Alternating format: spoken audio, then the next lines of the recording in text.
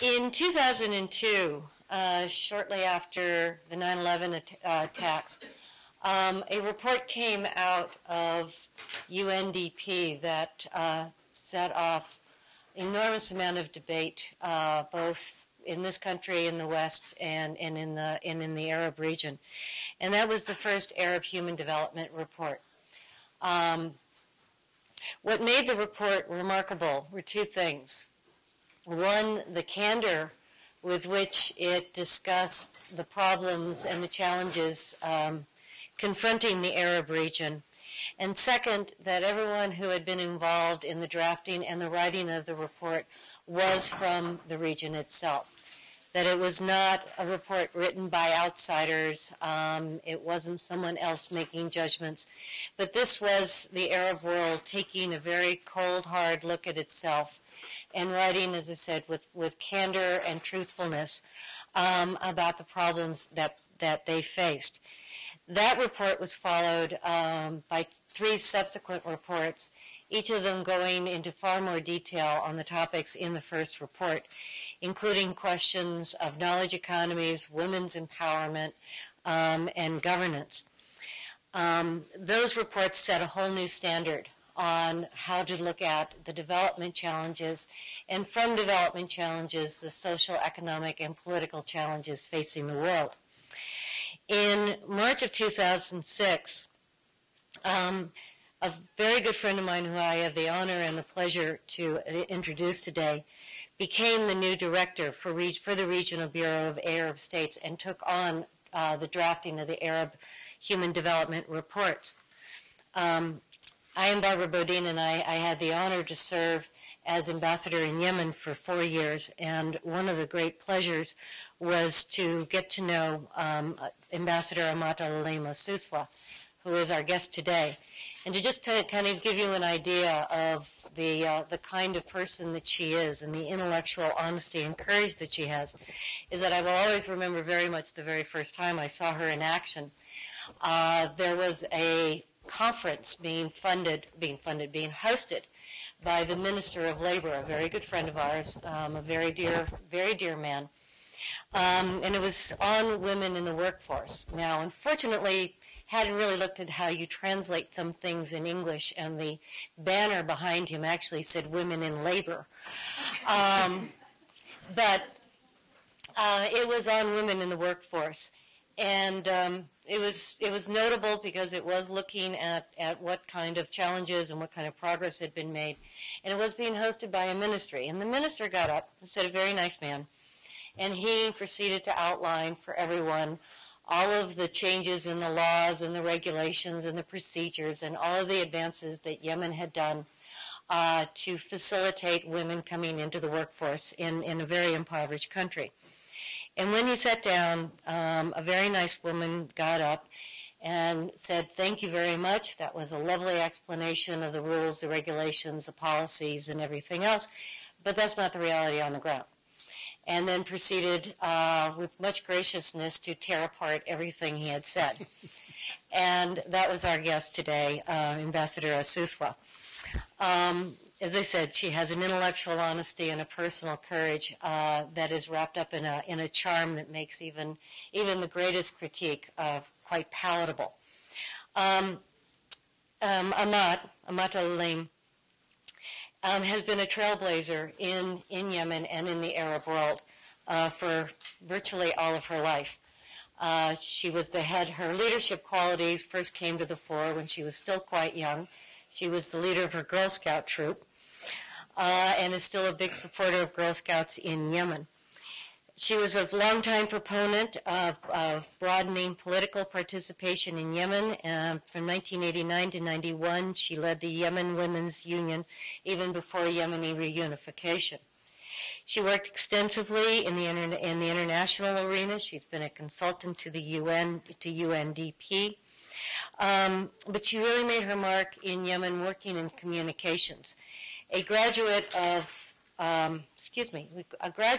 American University in international communications. She was first in news broadcasts, one of the first women broadcasters in the Arab world, and then took on the responsibility of Undersecretary at Yemen's Ministry of Information. She was also the chairperson of the National Women's Committee, an organization of local NGOs in Yemen that work on women's issues and or are headed by Yemeni women.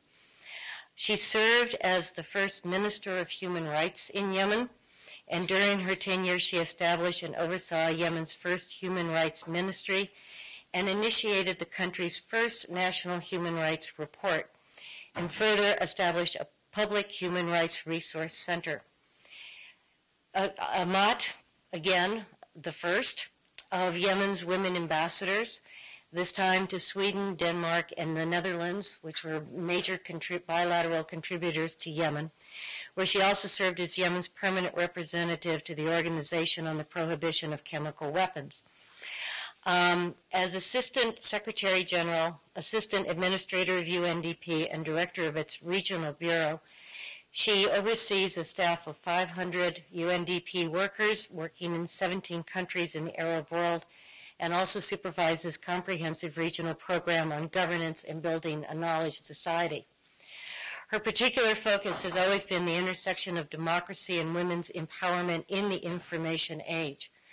The UNDP is about to publish its next Arab Human Development Report, and this one is going to move into 3 new critical areas centered around the issue of human security. I had the honor of having Ambassador Alsoswa in my class just an hour ago, and the openness and transparency with which this report has been done, the access by people in the region to all of the reports and to the deliberations in and of itself, I think, is a remarkable story. The issue of taking on the human security debate within the Arab world has changed the debate in that critical region. And I would like to turn it over to Ambassador Alsoswa to talk about the issues and her report. It's a pleasure and an honor. Please.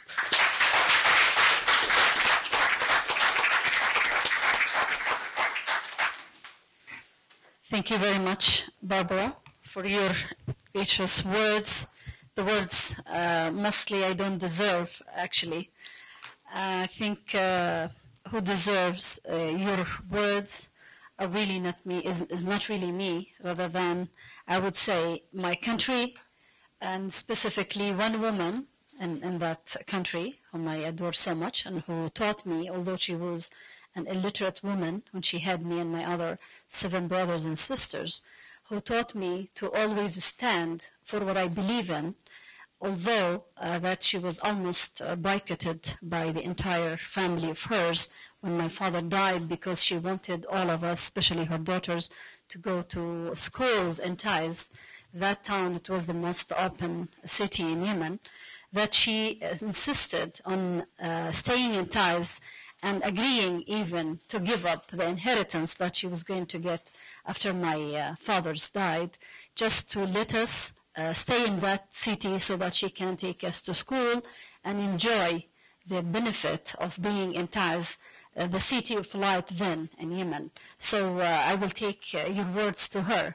And she's still in a very good shape. She's 83 years old, and she follows the news, of course, from around the world. And the other day, she saw you in Iraq, when you were in Iraq.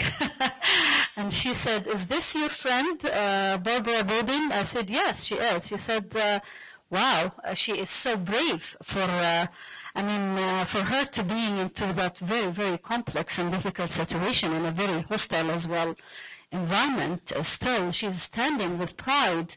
And then we told her after that about your stand from the entire issue.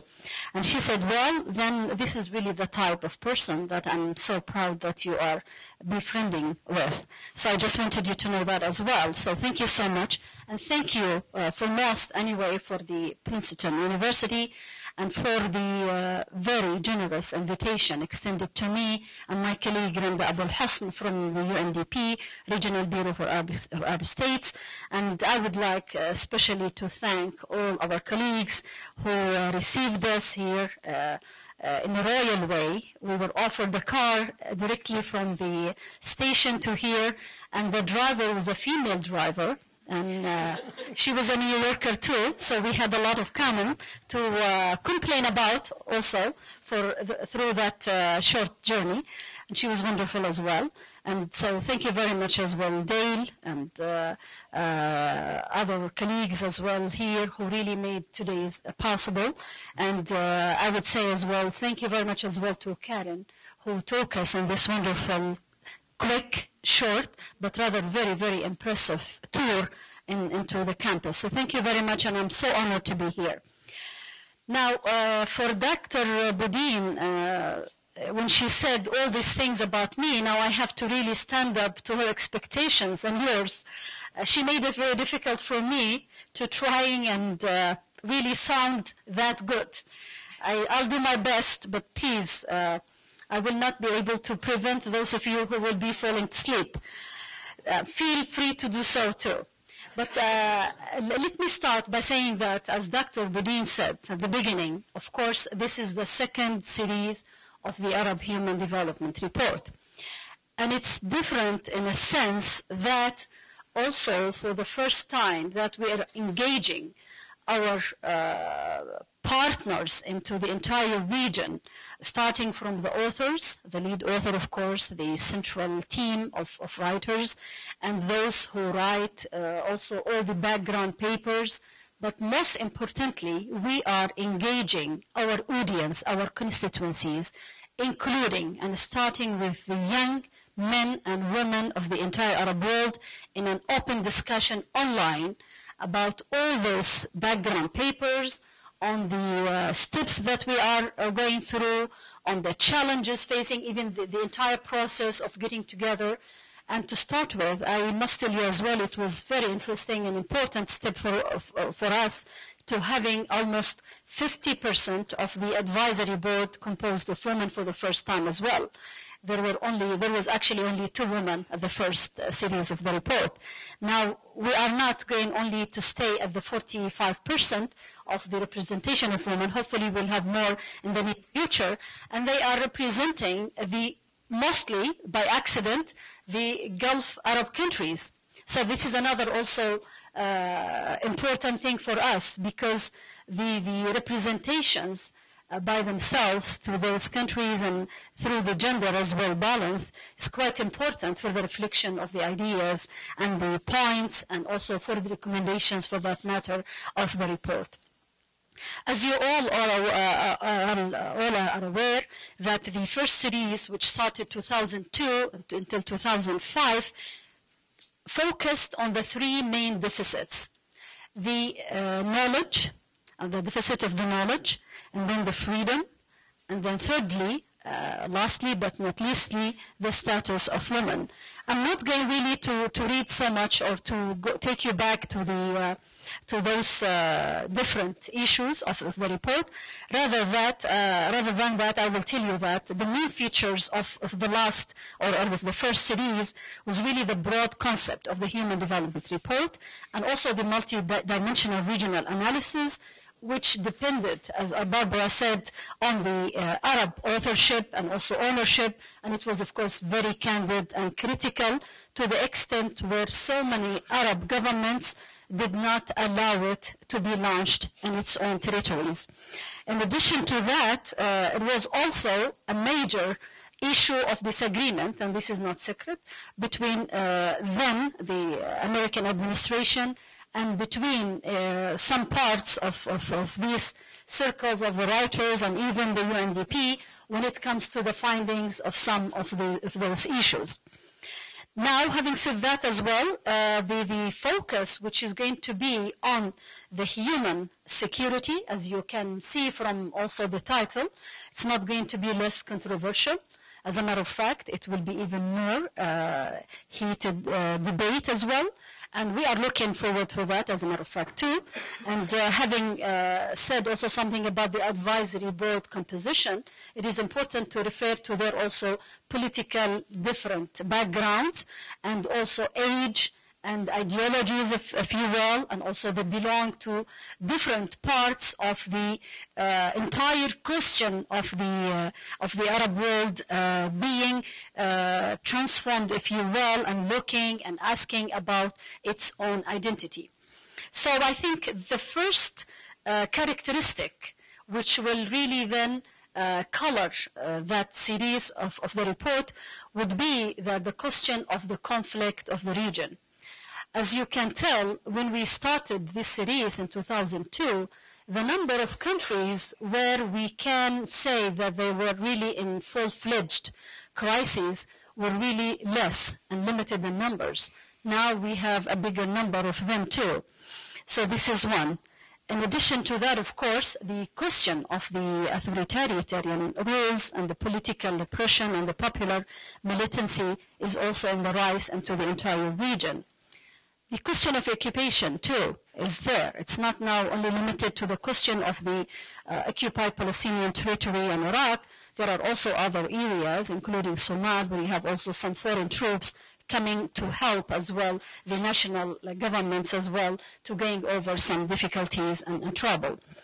Then you have also the sectarian and the ethnic conflicts. You have many examples in our region. You have Lebanon, you have Iraq, you have Somalia, you have Sudan, to name just few number of them, not necessarily all of them. And of course, in front of each of these elements making the configuration of the conflict, there are, of course, the focus on the unaccountable states to start with, the unrepresentative governments, the weak institutional safeguards, and of course, when it comes to occupation, then you have the foreign interference, military and political complex, and you have, under the sectarian and the ethnic conflicts, the ineffective regional and state mechanisms for resolving crises. Having said that, of course, it is important for us, and today, while we are all witnessing into the entire world, for example, the question of the food prices increase, and as you have seen in our region, there is no exception, including countries like Egypt, where it had to ask its own military to really interfere in terms of distributing the bread, and of course to what that will lead in terms of the political unrest and the upheaval too. And of course in other countries, including my own, Yemen and Djibouti and most of the LDC countries, this is also one of the issues so related, so connected to the entire concept of the human security. I mean, we were discussing other issues previously, and now we are going to talk about the more basic issues like fulfilling these basic needs, which is so much related, of course, to the life and to the livelihood of the entire population. And as we have seen as well, some countries into those oil-producing countries in our region, while they are trying to still continuing to pumping money to making sure that some prices are stable, people are not feeling that, because it is really about the level of the degradation and also the economic hardship that the people are really suffering from, even into these regions where you have still the big money out there. And in that regard as well, you can also figure out from the numbers that you will be seeing very soon when it comes to the unemployment. The unemployment into the entire Arab world lately is going to reach 25% of the entire young population. That includes, of course, men and women. Amongst women, it's even more, and one would argue even beyond that too. And of course, then you have all the demographic pressures and the youth and the social alienation, and then, of course, you have questions of classes, minorities, refugees, rural-urban divides, and so on and so forth. And of course, all of that is in the presence of also one prevailing question, and this is also the terrorism and the appeal of the millennial ideologies, which is really on the rise in our region, and no exception, of course, from the entire world. So I think while deciding into the title of that coming report, the human security, it took us really a while to listening to the advisory board and for them to debate which definition we are going to go about when it comes to talking about human security. And it ended up that everybody is agreeing on the broader sense of the definition. So it's not just the preservation of life or the preservation of life and freedom or the guarantee of human dignity, rather the more comprehensive one which guarantees this whole and broad definition. So it is then we are inclined to broader definition that many intellectuals refer to, the broadest, which also encompasses the two preceding values. The dimensions of human security as well. The varying definitions yield diverse delineations of the scope of human security. Anyway, I'm not going to go much into under the narrow definition or the broader one, since we have agreed on the three delineations of the scope of human security, which coincide actually with the distinctions drawn by some well-known social as well scientists, which really brings the personal, the structural, and also the institutionalized as well violence, to really looking at it to preventing all of that. The UNDP has actually produced a report on 1994 on human security, and as you can see it and becoming exactly in this particular diagram, and it is then it has all these circles around it, but it starts, although really then the heart is human security, but then you have the different components of it, starting from the economic security, the security from the state, personal security, community security, environmental security, health security, and food security. I will go about some of those issues very soon. When we look at the challenges and reshaping the policy environment, because establishing inclusive and accountable governance structures into the Arab world built on full representation, diversity, and guaranteed human rights, empowering individual, communities, and civil society, developing local, national, and regional conflict resolution mechanisms, including as well, to the challenges as well. What we are going to do in that report, hopefully, is to be able to map the critical pervasive threats and to interpret the comprehensive indicators of security and to deciding on the levels of security achievable and determining as well type and duration of preventive action and building state, civil society, community partnerships and allocating resources among competing areas. There are, of course, the external and the internal threats of human security, and people were really debating that so much. There was some inclination in some groups of discussants to really blaming everything, of course, as usual, into the external factors and focusing more into the foreign occupations, the foreign policies for a given countries and big powers, rather than to talking about the internal, while others were focusing so much into the internal reasons and also the threats amongst also and inside the Arab region. And it seems that, of course, it's important to have a balanced view to these two, and of course the threats to human security deriving from foreign occupation again, then we can have a focus into Iraq, Somalia, OPT, and the external policy pressure from the region that would downside the said authority. We have Lebanon as a case in point, for example, and there are others, of course, not to exclude others. The focus also will primarily be on the repercussions of these conditions on human security in the occupied countries as well as in the neighboring countries. The internal threats. We are seeing a growing number of religious, sectarian, communal, political, philosophical, and even gender-related identity conflicts impose a threat, of course, on human security. For the first time, of course, it was very difficult to talk amongst the advisory board and to pinpoint to these issues because every one of us, of course, comes from a certain part of that reality. And it was very difficult really to see ourselves the way we are supposed to be seeing ourselves and to really overcome any political or any ideological barrier. And that discussion is still really going on. And of course, you will expect the type of the results of such discussion.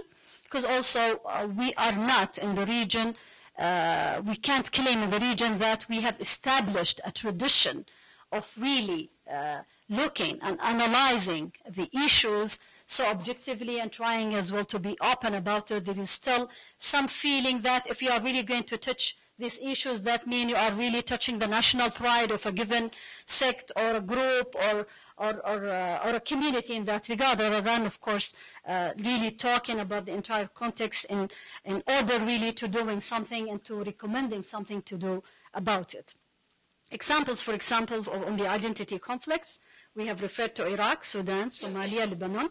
Others are no exception too, including my own country and the entire Gulf countries, of course, although it's a little bit lower in that regard. The threat to the freedom of the individual and the freedom of women in particular, because also we see that it is anyway a new trend as well into the entire Arab region, really to focusing on the rights of women as a basic and important element as well of human rights. There is also a tendency to look at women in a totally different set of criteria, if you will. And then there is, of course, the mounting numbers of refugees and the hardship that they face in their own countries and abroad. And in that regard, I would like to draw your attention to the fact that at least 50% of the entire world refugees come from our region. This is for the first time, and it hasn't been really the case like 10 years ago. Now it is still on the rise, and if we're talking only about the Somalis and the Palestinians and the Iraqis, which compose the vast majority of these refugees, their number is really on the rise, and we don't really see something serious being done to really solving that problem or to tackling that issue quite seriously, either by the governments themselves or by the international community. So this is also something one has to look at, and there has been real serious impact into some hosting governments really to some of those refugees. The report also will assess the inroads made in remedying some identity conflicts, for example, the question of Darfur in Sudan, or the questions of Arabs versus Berbers or versus Amaziris and the rest, and Algeria and other also parts of the northern part of the Africa and the Arab world. Then proceeds to assessing the extent to which the conditions for such remedies take effect exist in the Arab region. This discussion is really very sensitive, and I can tell you that being an Arab myself and sitting into these discussions, really this is the first time when we open all these files, when we talk about them quite candidly, I would say, although the discussion space is still not that much open, but it is maybe the beginning to discussing this issue from the viewpoint of the people themselves in that region. It also seeks to pave the way to an objective discussion of the causes of terrorism and its effects on human security in the region. And we know until now, of course, there has been some scattered studies here and there to tackling this issue, sometimes into a country context, but not into the regional context. And we know the impact of such campaign and what it means for the entire question of the human rights and liberties and freedoms, which are very young in our region as well, anyway, in general. Then for the outline in which that report will take, it will start with an overview, as we say, and then, of course, usually it is really the first part of that report which really attracts, if you will, the most attention, especially for the media, because it records and it registers, if you will, for all the challenges, all the achievements, all the setbacks when it comes to human rights into the entire region in a year. And this year, as you know, has been a very exciting as well and a difficult one.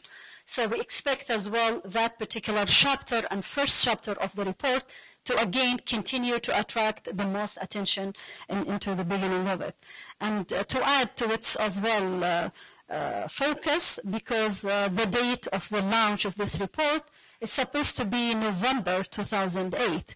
We will do our best not to really launch it as close or as far to the election here, because there is a lot of issues, there are a lot of issues inside that report which cannot be read otherwise so apolitical.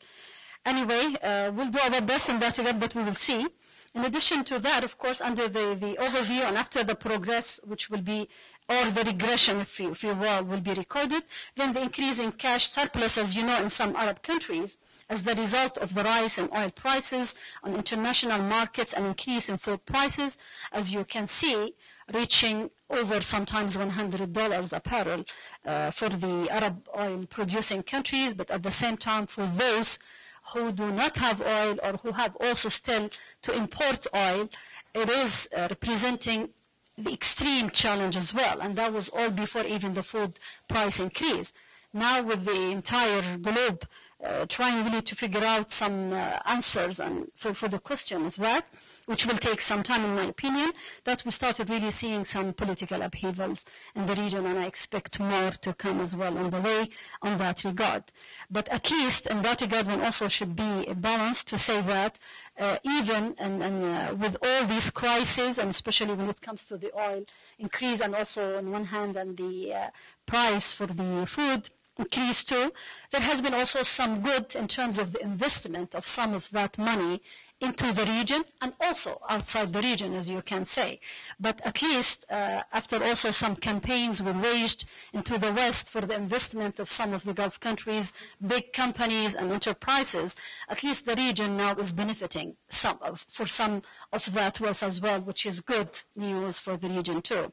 In addition to that, there has been a lot of good announcements, if you will, like big endowments related to the work of knowledge and development of education, poverty reduction campaigns as well, and these are all based and announced into the Gulf in Gulf countries, and hopefully the entire region, especially the needy countries, will really benefit from that.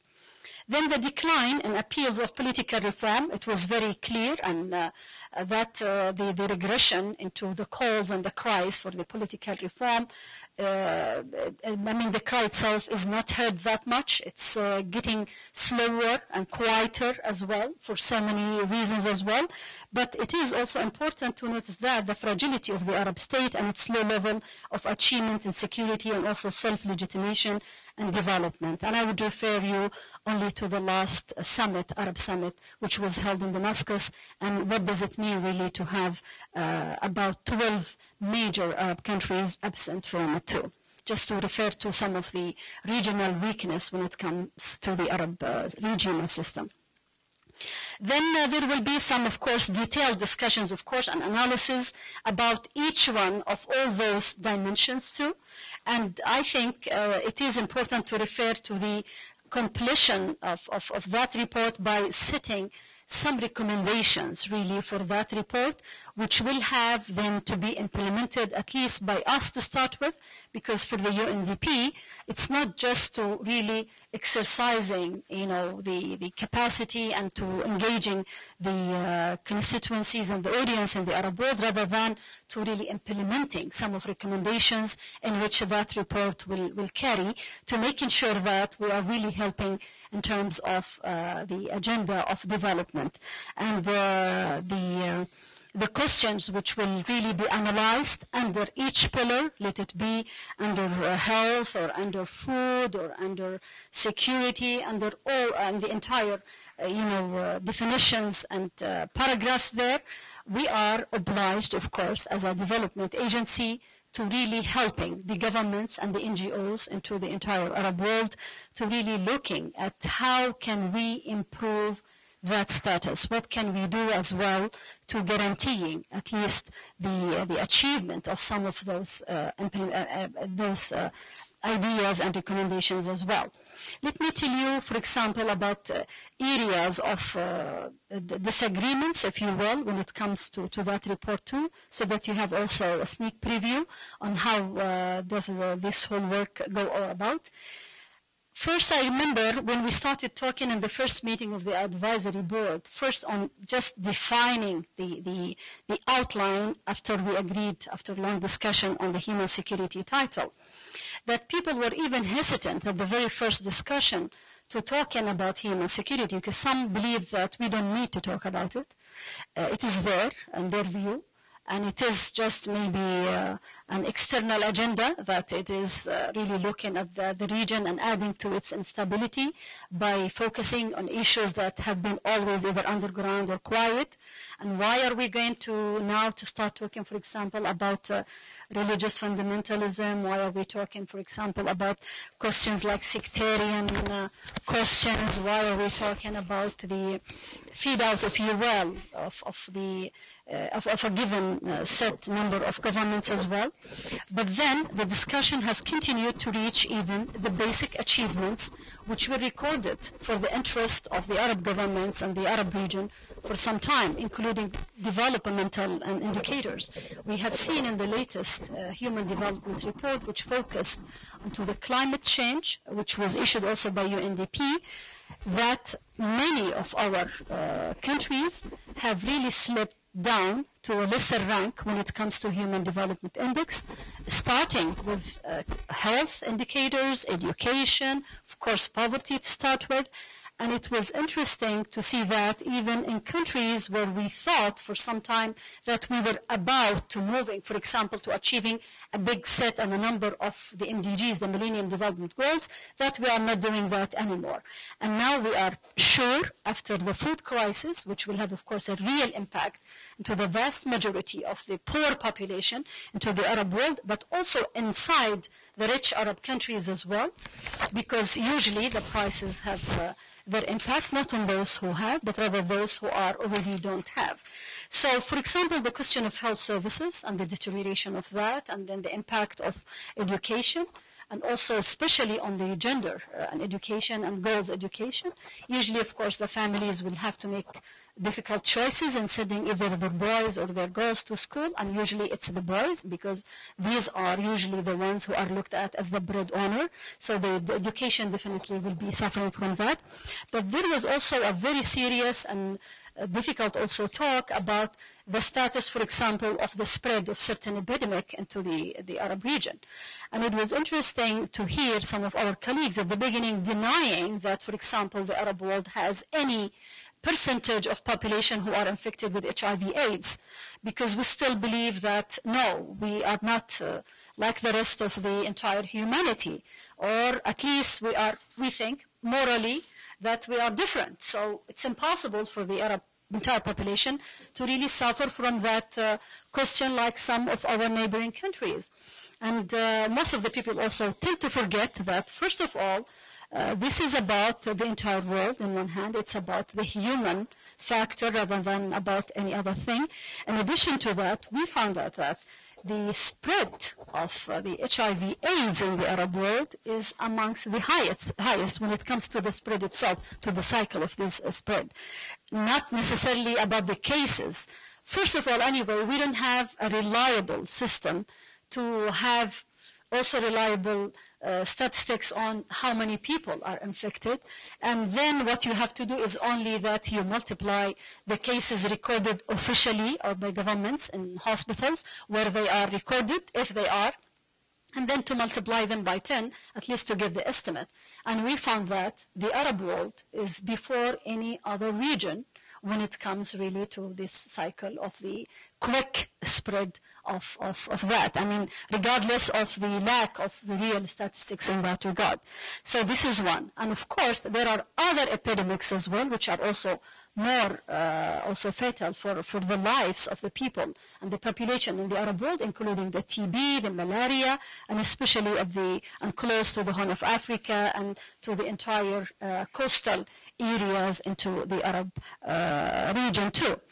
Having said that, again, of course, it is always difficult as well to discover or to believe then that also you are part of the crowd, and then you also have to be treated like the rest of the crowd too. And it is interesting that when we started really preparing for the design of this report and also for the process, we thought it is important that we start from day one to inform everybody about the work that we do and to engage people. So we started organizing online discussions from day one. It started from the day when we formed the second advisory board. and we put it online. Of course, it's in Arabic mostly. Then we have some summaries for some discussions in English, but of course, it's meant to the Arab world, so it's in Arabic. And for the first time, and this is not, of course, a secret, that the entire Arab youth are engaged, and they are online like the rest of the young people into the entire world as well.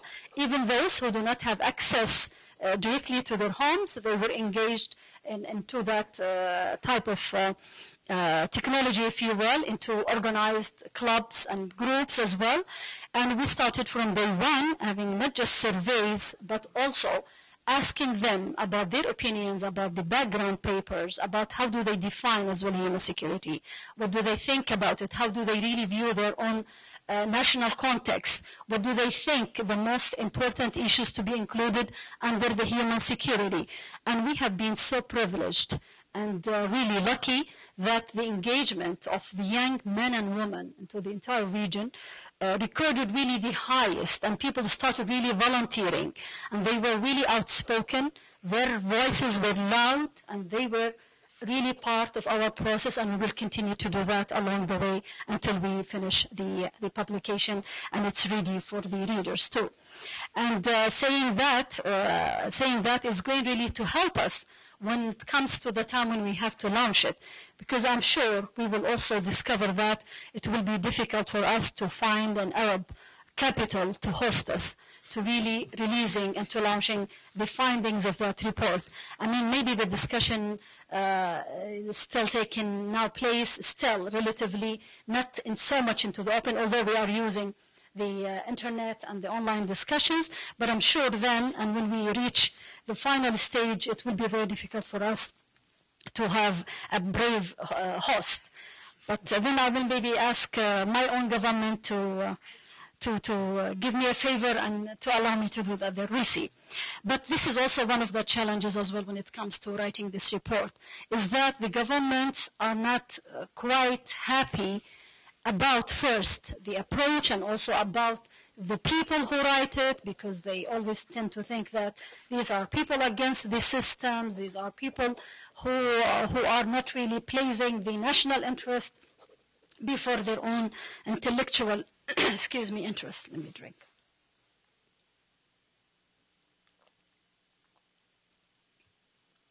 But also the discussion also was so hot and debated when we were talking about personal security in the Arab region.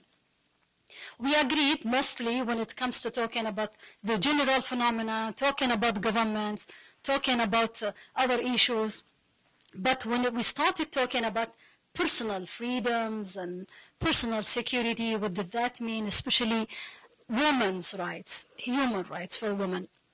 It was also the most difficult subject, and it will continue, in my opinion, too.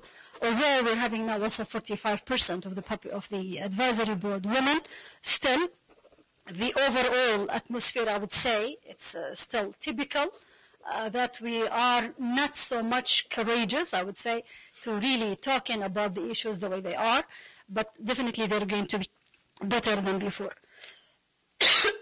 Excuse me.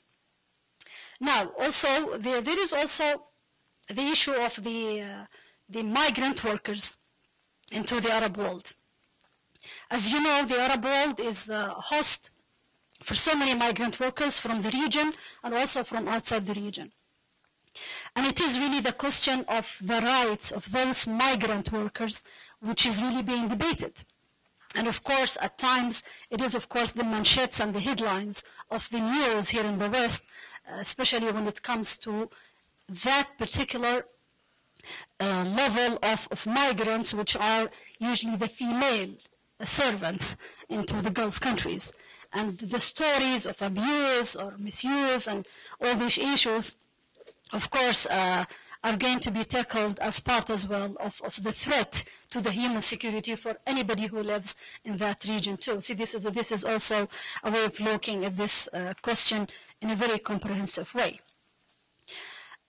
The concluding chapters, of course, will attempt, as I said, to identify the strategies for the confronting to those various threats to human security in the Arab region, and to explore as well potential roles that can be assumed by Arab governments, civil society, and by the international community at the governmental and non-governmental levels. And from our side, as I said at the beginning, it is going to be our guiding line for our programs into the entire Arab country offices, in addition to our regional offices as well. So these are three interrelated circles, which are really vital, which really are the essence of the rights and as well the individual lives and livelihoods as well. So I think I will stop here, and I'm ready to answer any questions in relation to that. Thank you very much, and excuse my voice too. Thank you.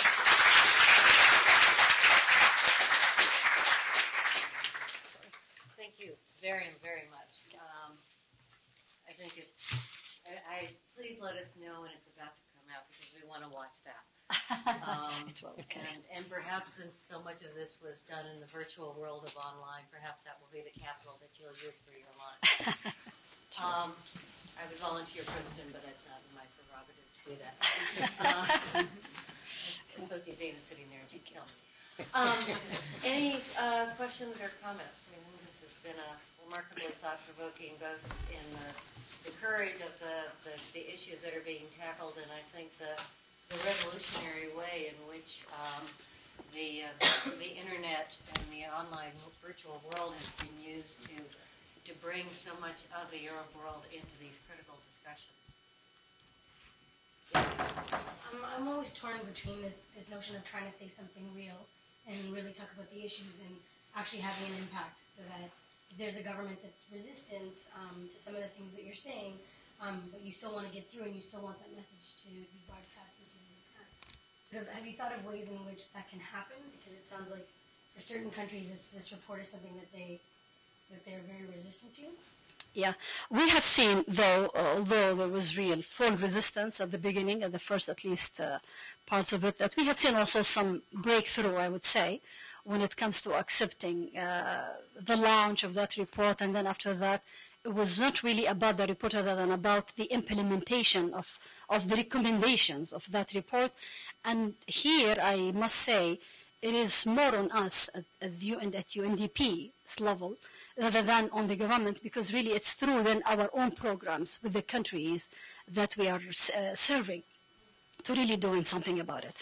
And I have seen, of course, a lot of change still. I mean, it's also not fair for the region and for the people of the region as well to say that the case is still the same. For example, now all the initiatives taking place in the Arab region, especially in the Gulf-rich Arab countries, when it comes to establishing big foundations for the knowledge, for the research and discussion on the level of education, and the to as well correct our own curriculums, and to encourage as well the good governance, all these issues adapted as well by so many Arab countries too. And also we count so much as well on the help of the regional entities like the Arab League too. And we have really good work with them, and we are continuing to do that.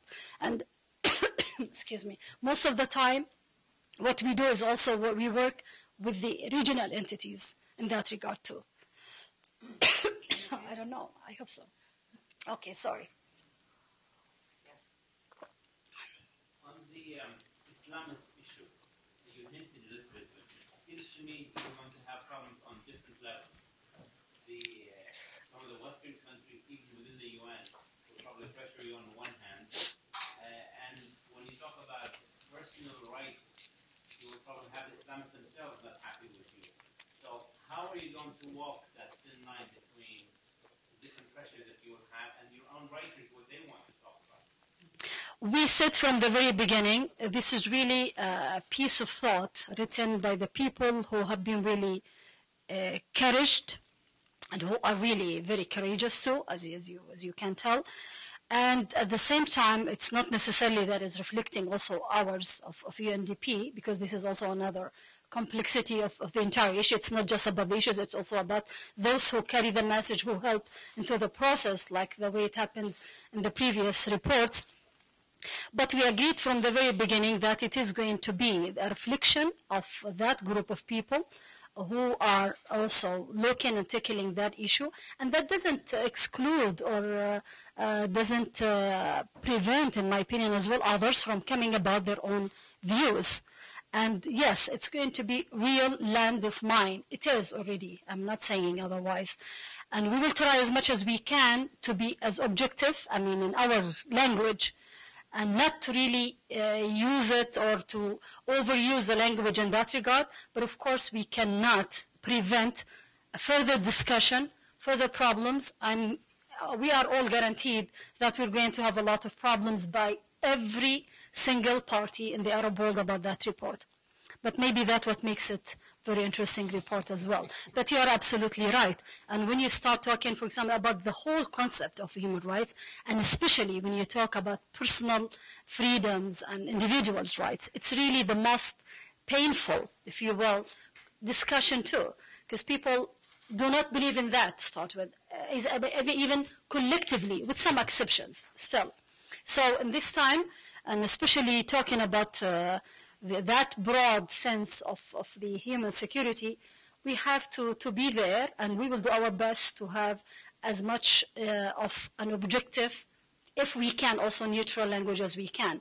But we will not be able to escape it, I'm afraid. It will be there.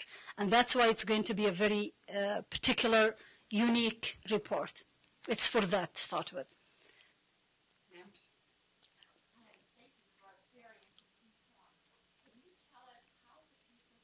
Participating in this study, how they're selected, and what countries are represented, and how these women are selected, etc. Okay, thank you very much. These people are well-known writers, intellectuals, thinkers, and they're approached by us via different means for their mere work, first of all, and their specialty too. And the same thing is applicable for the women too, but they represent the entire region. So all countries are represented, but not necessarily through the government. It's really through the academia, the researchers, the networks there. So it's really their credentials as well-known and specialized writers and researchers that gives them that merit to be really elected to become part of the advisory board. And of course, here we're talking about the central writers, and then of course we talk about more than 34 different backgrounds papers. Some of the papers are written by 10 people at once. Some of them are written by one. So it depends on the subjects too. But as I said, the most important thing in this whole new exercise is also the participation of the audience on the spot about everything, because everything is published and we have a website and people have the right to come and voice whatever they want from now about the issues that we are debating. So it's not only about the advisory board decisions or that selected number of people who are deciding the final outcome of it. And that's why it's more complex, because you can understand then when you're expanding as well the participants number to start with, then you're also obliged to as well to hearing and to taking from them as well what you asked for. So that's why it became also a very interesting exercise by itself, and has never been done before. And we were able, through that new technology anyway, to go beyond the difficulties, political and governmental obstacles sometimes, and it opened, actually, it really opened that space for us so much. And I would advise those of you who really want to look at this discussion, especially those who read Arabic, to look at it. It's, I think, www. I don't know if you have it on here. Yes, it's Arab-HDR.org. So you can, okay, that's it. Yeah. Go ahead, keep talking. So please refer to that, or if you want, and if you want as well to participate, please do.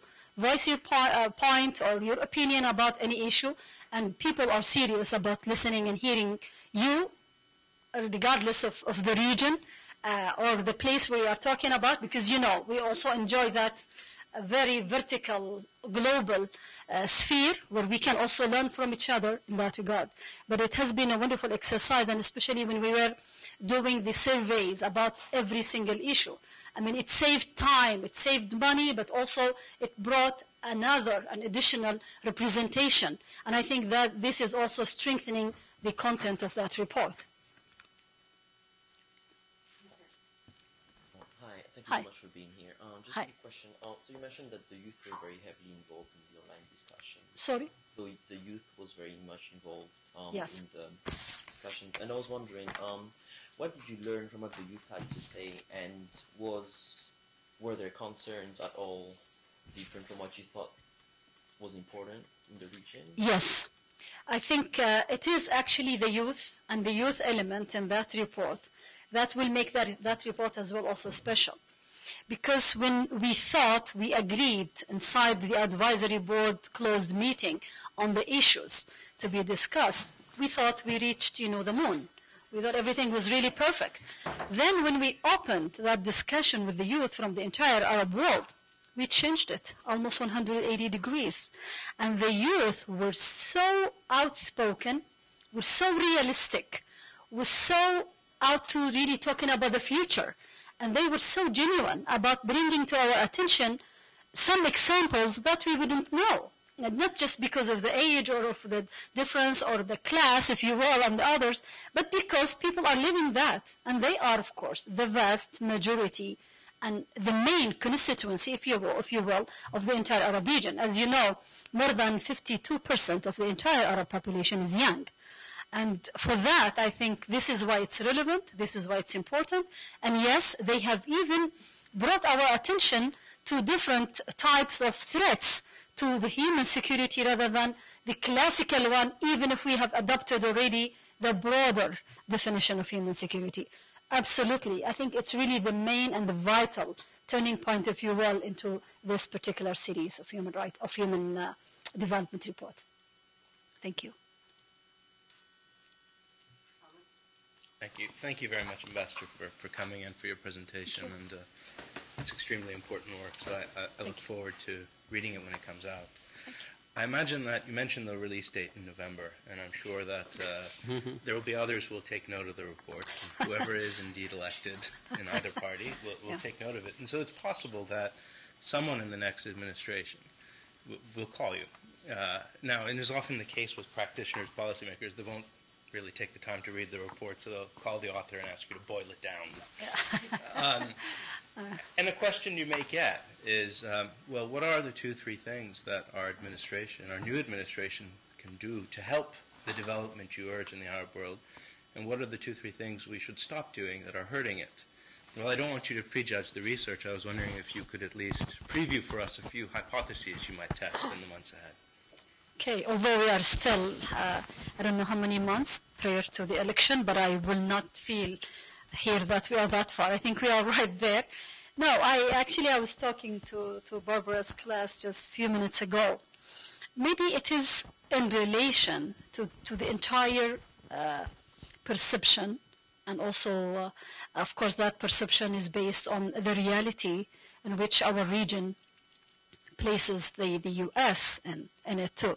So it's really a true feeling as an Arab citizen. I'm not here talking about a UNDP official, and of course, I wouldn't be able to speak on that capacity, but I will exempt myself from that and talk as a friend as well of this country.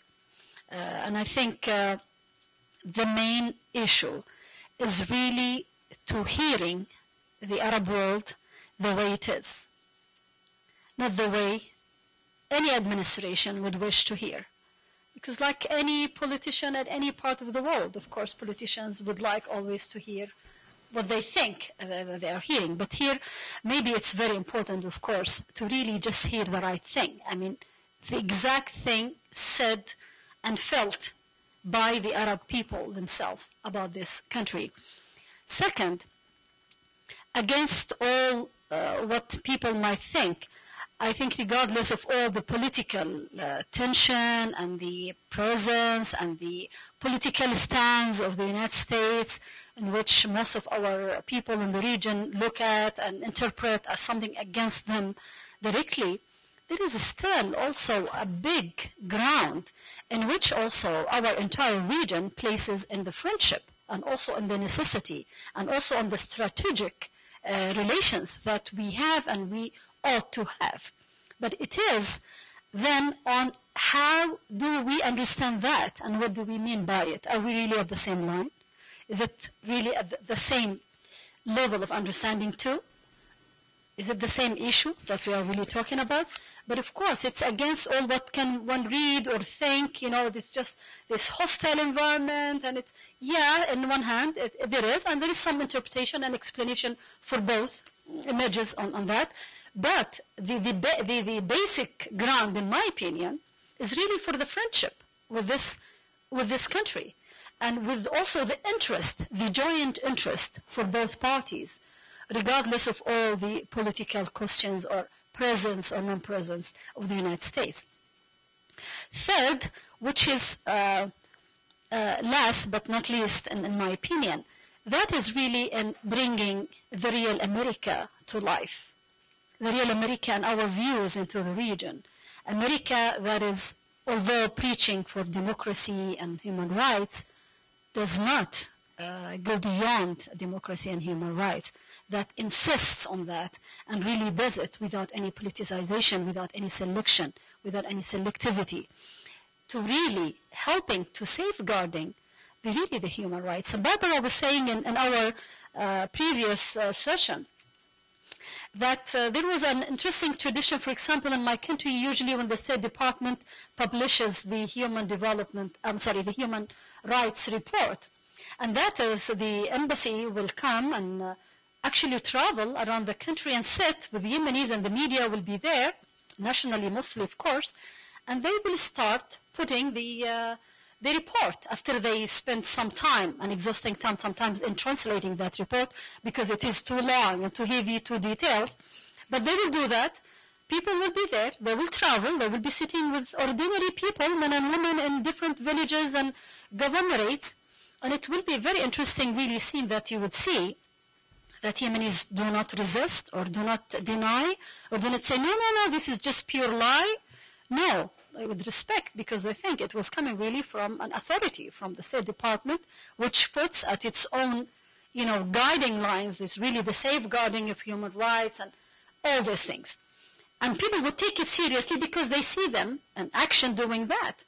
And for the American embassy to do that and travel to Yemen, and then for them just to sit there and just watch the Yemeni parties debating, this is what is really wonderful, what is good about America and what America can continue to be. Now, of course, there are so many issues, there are so many wounds to heal, some serious talks to be made and heard, but definitely I would say, after all, really, what connects and what combines all of us is really more common, regardless of the difficulties that we are seeing into the entire region. And of course, when the Arab population feel and hear genuinely that America still stands for what it's preaching for, believe me, there will be no problem. And I think this is it. And this is what counts for America to continue to be the greatest nation as well of the entire world. And especially for us, who have been trained or educated in this blessed land, whom we enjoyed, like any American citizen. The minute we put our feet into the ground without being questioned or put aside for a special search because we come from a Muslim country and then we are, randomly selected by the computer every time we travel. Until then, I think this is real America, and this is America which will continue. So it's really a basic question, and it's not just about the region. It is about what's happening here. So I just allowed myself to go a little bit off my, but because it's also part of talking about human security, which is to me, of course, which cannot be separated from any meaning of human security for any person in the entire world. It is about the human, which is most valuable than anything else, regardless of the passport that we carry or the place in which we live in. So I think that's more probably what I would think, although many people might attack me for this, and they want me maybe to sound more critical, but I think it's clear, it is clear. And it's also, again, still in the hands of the people here. It's not at anybody else's hands and minds.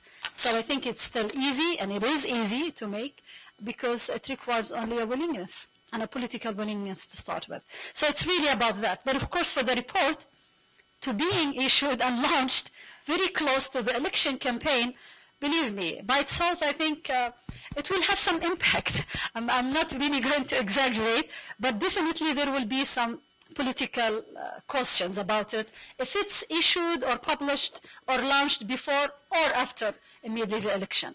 Anyway, hopefully there will be no other governments who will call us as well to give some interpretations or explanations. That's what is more scary to me. So that's it. The PowerPoint mentioned that part of security is also access to safe drinking water. And I think something that is really rarely discussed, at least in popular media, is the problems with water rights in the occupied territories. Is the new report going to address that specific area? If you recall, last year's report was on water, and it dealt in details really with that question. And of course, that area was no exception into the entire region. But of course, as you know very well, the region is amongst those regions which suffer tremendously from the scarcity of water. There are countries in our region, including mine, Yemen, and Jordan, for example, who are really the two most suffering, I would say, countries when it comes to the scarcity of water, period. That's it. It's not just about the safe safe drinking water, because there is no water anyway. This is more basic question, truly. And then, of course, absolutely, there isn't. And this is a very, very serious and threatening, of course, question. Now, for the question of the safe drinking water as well, especially to those areas where they are falling under certain occupation or difficult political situations, by all means, it's the most also difficult issue to be addressed. But of course, definitely there will be a discussion, and there will be some documentation as well on that, because it starts with the life. I mean, if you don't have water, and if you have water which is contaminated or not healthy, definitely it is. But it's not only limited to the Gaza or Ramallah or the occupied territories. It is also into other regions. I mean, if you look, for example, at the Nile waters in Egypt, this is also one threatening source of illnesses. And we're not talking only about viruses, seas, and the rest.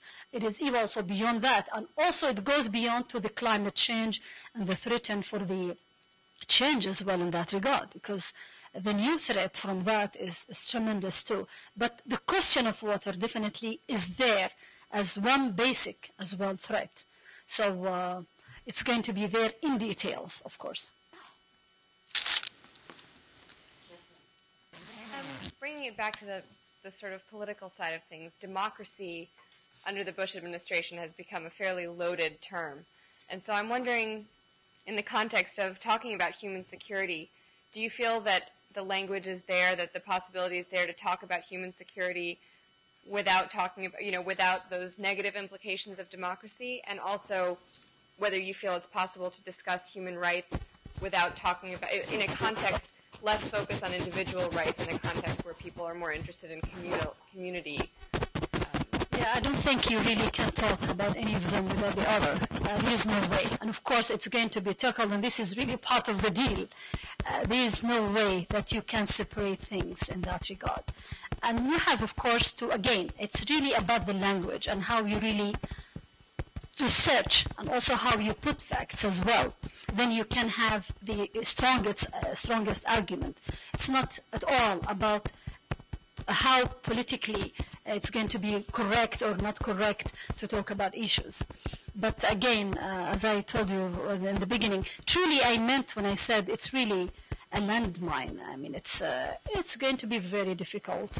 But I think people who are really working on that report are so aware that they have no illusions, that this report is going to be really definitely of quite different from even the first, of course, because you can't spare to talking about human security without start with discussing the very basic and the essence question of the individual, which is really the main important component of all what we're talking about. Then everything else would come to me will become a detail. But that basic thing, you can't just escape it. Yes. I wonder what role you see microfinance and business playing in the Gulf or in the Arab world. I know that a lot of them are centered in Dubai, and they're giving to cooperatives and some development projects in Egypt, to the Palestinian territories as far as Afghanistan. Have you seen it as a positive role, and where do you think it can go from here? Okay, this is another level of discussion as well, for the focus on that too. Yes, there has been some activities going on generally, not just from the Gulf to the other parts, into the other parts of the Arab world, but also amongst others. But of course, one of the main failures, if you will, for the entire regional Arab system was that they have never been able to really talk economics. They kept talking politics for so long, for the last, I don't know, since especially the establishment of the Arab League, and before that, after the birth of so many national states in the region, that we keep talking about national Arabism and brotherhood and all of that, but we didn't, unfortunately, it seems that although we have succeeded in some parts of it, but we haven't really focused enough into that major question, which really makes the difference, for example, between our region and even a region like Africa, which is our neighboring one, and of course, in that respect, to Europe, which managed really to do something very significant, start with, on the economic front. The Arabs started talking about the Arab Common Market since the early 40s. They're continuing to talk about it. But look at what's happening into the entire world. Now most of the Arab capitals are becoming global, centers for finance. And look at a country small as Bahrain, for example. I'm sure you know that. It's really the most important financial hub into the entire region, for example. But at the same time, look at the surrounding. So it is unfortunately the failure of the political leadership commitment to that regard, where we are talking now, for example, yes, we are having open trade agreements with very far neighbors in other continents, but we have failed to do anything, for example, in the neighborhood. Sometimes even inside a given country too, because the focus was always on the metropolitans, to the big cities. We have never been able to really spread our work into the peripheries, into the other sub-regions as well, and this is why it was difficult. Of course, there is a lot of work being done. For example, going from those countries to the least fortunate countries as well in our region, but they could be much, much, much better if they are all really designed, and if we really know exactly towards where we're really hitting and what we are doing. So in that regard, I would say yes, there are so many initiatives taking place. I'm not sure that the positive impact has been felt or registered yet to see, but there are some activities, definitely. There are some activities, and especially after 9/11, and especially that most of the big money for the Arabs are almost not quite free to move the way they used to be prior to that under so many laws. I think we found that the neighborhood is almost benefiting from that, thank God at least, that we are really getting some work being done there. But it's not really to the ideal level, I would say. Last question. Yeah. From the outside, with the exception of Libya, I think there's a perception that the region has not been very engaged in peacemaking in the Horn of Africa. And you mentioned Sudan and Somalia a couple of times in your presentation. And I was wondering if you or the report envisions a role for the region in those two areas in particular. I think you are right, and I wanted maybe to refer to what I just read yesterday, even from the Somali ambassador in the Arab League in Cairo. He was so angry. Finally, we heard him saying that, and he's not to be blamed. He said, well, we don't really see any serious engagement for the entire regional Arab system when it comes to the Horn of Africa and to the country, for example, of Somalia and other questions, and also in Sudan too. There is some truth. But again, this is also in relation to the lost, if you will, valuability of the Arab regional systems when it comes to looking at the entire region. It's not only about that particular part of the Arab world, at the Horn of Africa or close to the part of Africa and the Arab world. It is generally, it's really the fading, and it's also the failure also to really making sure that you have also regional answers for your questions before others come and then just take the initiative. And this is it. This is the entire question of whether you can really feel secured if you don't have your own regional system working and running and at place to really responding to your crisis. And of course, it's no exception. I mean, look at the other crises too. They are almost managed from very, very far remote, from other entities in the region, which are not Arabs, or from other also entities outside the continent and also region, which are not really Arabic too. So it's the same, but it's also the explanation of the failure of the regional Arab political system. So it goes with that. It goes with that. It is felt because also the magnitude of that problem is getting beyond imagination. And I agree with you, true. There hasn't been really that clear understanding of where else, what can we do?